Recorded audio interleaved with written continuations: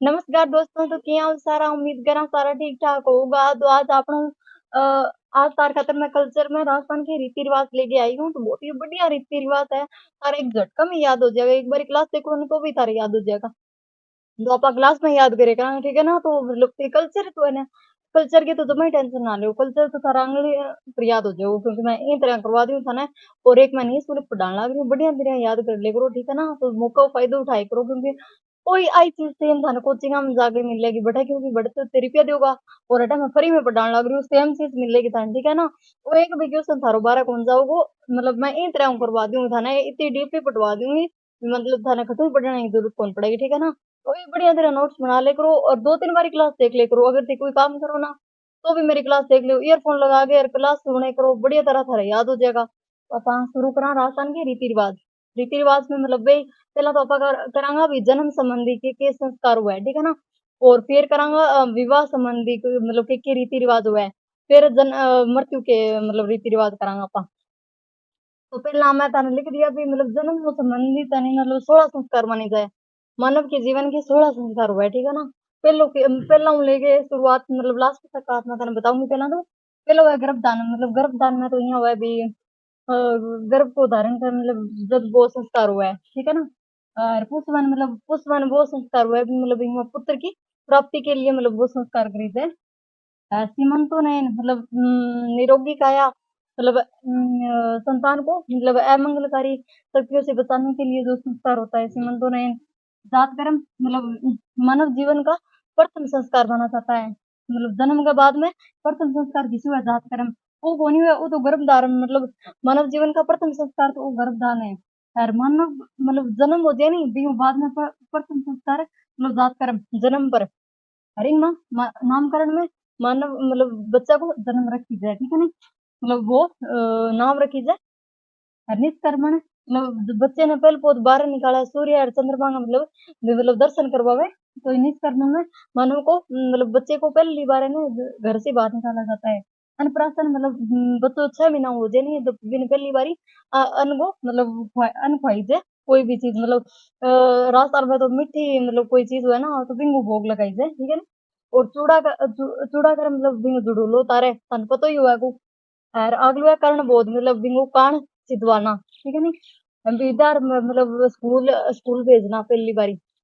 और जनेऊ जनेऊ मतलब जनेऊ एक धागो है मतलब पहला रा शिष्य होता नहीं बांगा एक मतलब पहला नहीं विद्या करना पहला नहीं मतलब एक जनेऊ धारण करना पड़तो। तो वो और फिर मतलब वेदों की शिक्षा के लिए पिना नहीं गुरु को पास भेज रहा हूँ। और फिर गोदान या के शांत मतलब पहली बारी है ना किशोरावस्था से युवावस्था में मतलब दाढ़ी मूछ को कटवाना पहली बारी। समावर्तन मतलब वेदों की शिक्षा पूर्ण होने के बाद घर भेजना। समावर्तन मतलब यहाँ लगा नहीं समाप्त वेदों की शिक्षा पूर्ण होने पर घर भेजे नहीं। जब वो समावर्तन हुआ वो पाणी ग्रहण मतलब विवाह विवाह को संस्कार है वो अंत्येष्टि मन मतलब मृत्यु का संस्कार माना जाता है। पहला ब्याह को फिर पहला देखो गर्भदान मतलब ये तो है ना जन्म पहला का संस्कार है तीनों। वो जन्म पर नामकरण मतलब नाम रखिए। फिर मतलब सूर्य चंद्रमा के दर्शन करवाए पहले वो तो बच्चा ने बाहर निकाला तो किसी संस्कार वो निष्कर्मण हुआ वो। अनप्राशन मतलब पहली बारी अन्न खिलानो मैंने चूड़ा गरम मतलब जुड़ूलो उतारनो। कर्ण बोध मतलब कान छिदवाना। विद्यारंभ मतलब वेदों मतलब शिक्षा ग्रहण के लिए स्कूल भेजना।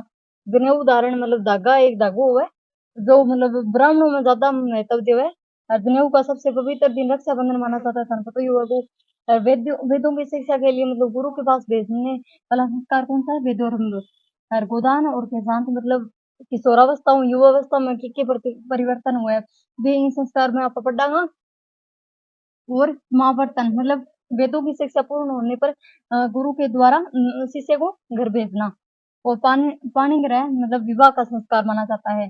अंत्येष्टि मृत्यु का संस्कार माना जाता है। तो ये लिखो इतना अपहिता संस्कार पढ़ांगा जन्म संबंधी है संस्कार 16 है, ठीक है। ये पढ़ांगा पा ये लिखो एक बारी आप फिर विस्तारू करांगा बारे। तो दोस्तों पहला संस्कार है मानव जीवन को गर्भाधान संस्कार, ठीक है ना।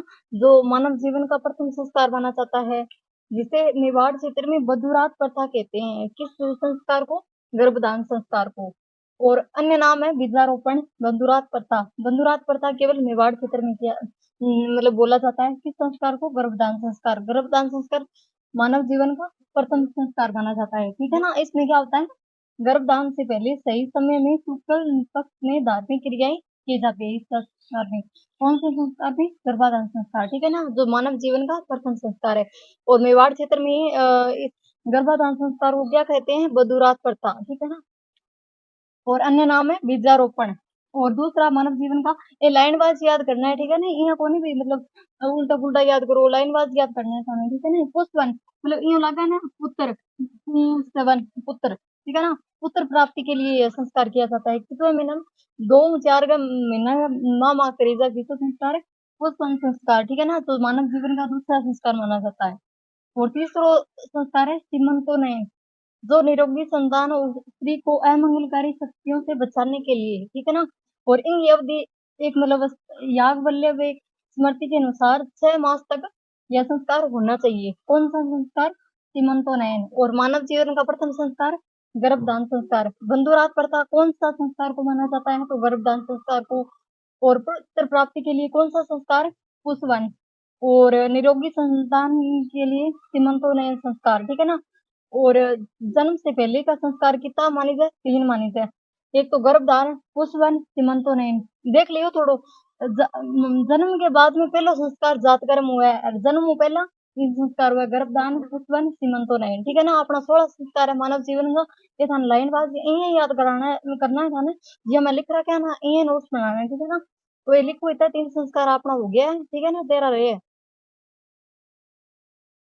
तो दोस्तों अगलो संस्कार है मतलब मानव के जन्म के बाद में प्रथम संस्कार किसको मानी जाए? जात कर्म। और मानव जीवन को प्रथम संस्कार किसको है? मतलब वो गर्भदान, ठीक है ना। तो हम थोड़ा अंतर देख लियो, जन्म के बाद किसी है मानव को जीवन को प्रथम संस्कार किसी है, वो मैं ताल लिखा दियो भी।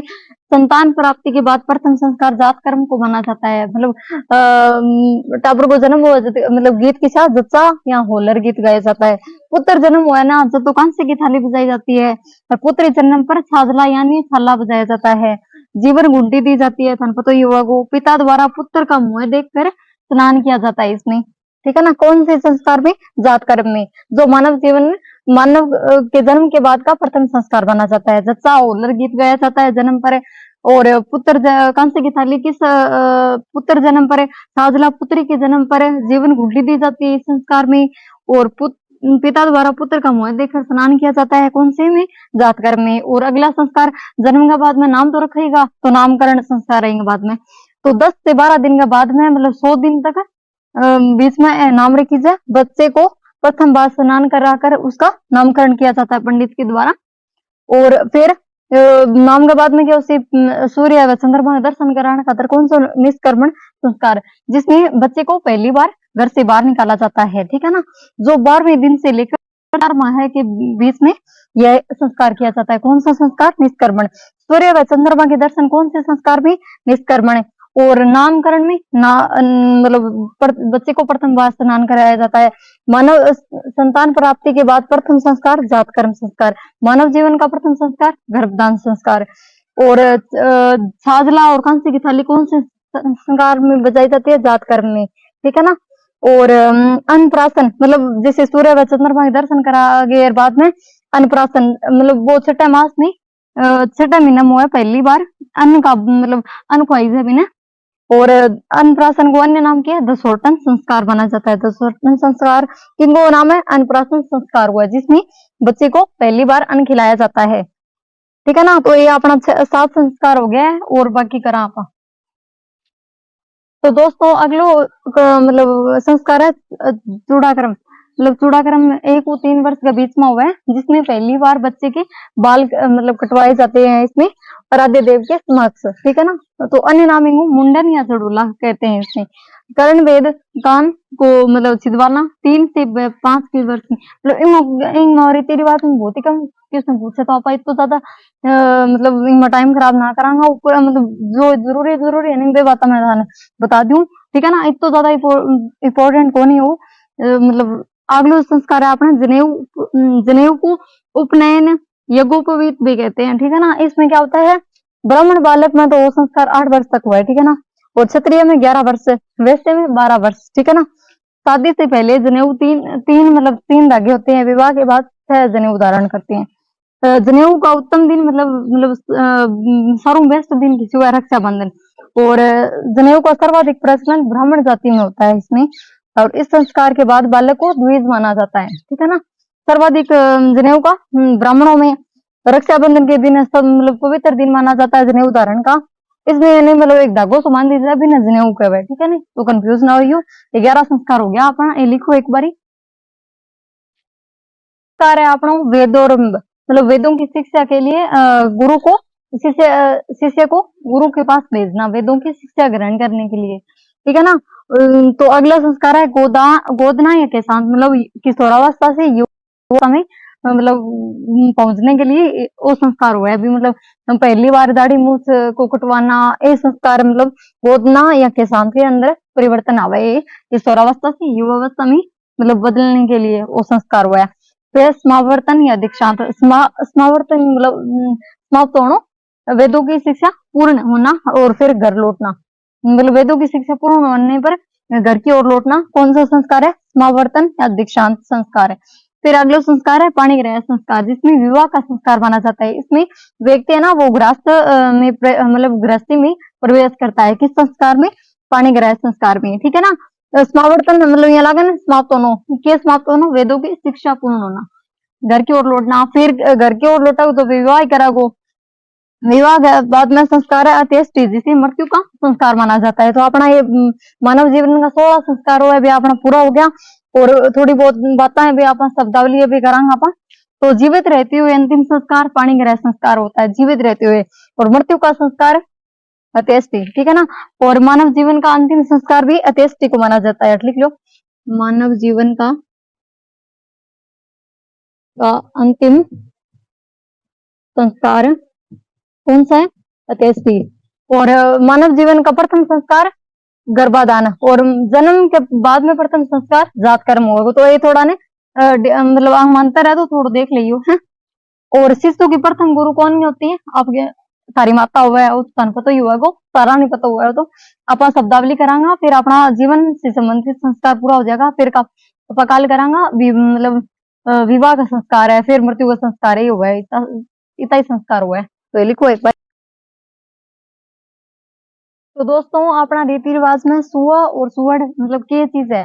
तो जिस घर में शिशु का जन्म होता है जिसे उसे सुआ या सुवड़ कहते हैं, ठीक है ना। और छठी पूजन क्या हुआ है? जन्म के 6वें दिन छठे दिन होता है ना, घर का शुद्धिकरण करके नए कलश और घर की दीवारों को स्वास्थ्य किया जाता है, उसे छठी पूजन कहते हैं। छठी यानी 6वां दिन क्या करा? घर को शुद्धिकरण करा, किया करागा नया कलश भरगे और घर की दीवारों को स्वास्थ्य करके, ठीक है ना।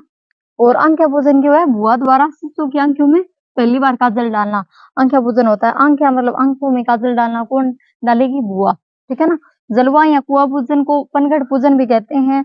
और हम सीधा सीधा क्वेश्चन पूछ रहे हैं, ये सुआ या सुवड़ क्या होता है? तो यह पूछागा सुआ सुवड़ किससे संबंधित है? विवाह से, मृत्यु से और जन्म संबंधी संस्कार है। तो फिर जन्म से संबंधित संस्कार है, ठीक है ना। और जामना कुआ पूजन के समय ननिहाल पक्ष के द्वारा वस्त्र और आभूषण वो जो भेजी जाते हैं उसे जामना कहते हैं, ठीक है ना। सीधे ही पूछा है जामना क्या है? तो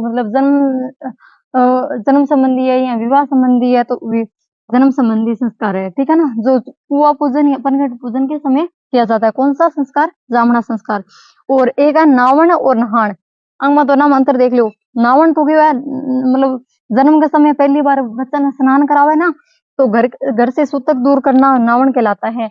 नावण नहाने से संबंधित है, तो घर से सूतक दूर करना स्नान कराने के बाद में घर से सूतक दूर करना। नहान महोत्सव सांगोद कोटा का प्रसिद्ध है। तो दोस्तों अपना मानव का जीवन का संस्कार पूरा करवा दिया मैं था ना। और कल आप करांगा विवाह के संबंधित रीति रिवाज, ठीक है ना। तो सारा ना वीडियो शेयर करे करो, और अगर चैनल ने सब्सक्राइब ना करो तो कर लियो, ठीक है ना। और मैं था नहीं शुल्क पढ़ाने लग रही हूँ, तो फिर मुझको फायदो उठा गए और बढ़िया से मेरी क्लास देखी करो, ठीक है ना। और अपना टेलीग्राम पर चैनल है विकास 23 नाम हुआ है, बटा भी आप PDF थाना मिल जाएगी। और कोई भी जानकारी थाना चाहिए तो कमेंट करके बता दियो, मैं बता दूंगी थाना, ठीक है ना। तो मिला नेक्स्ट वीडियो में, तक बाय।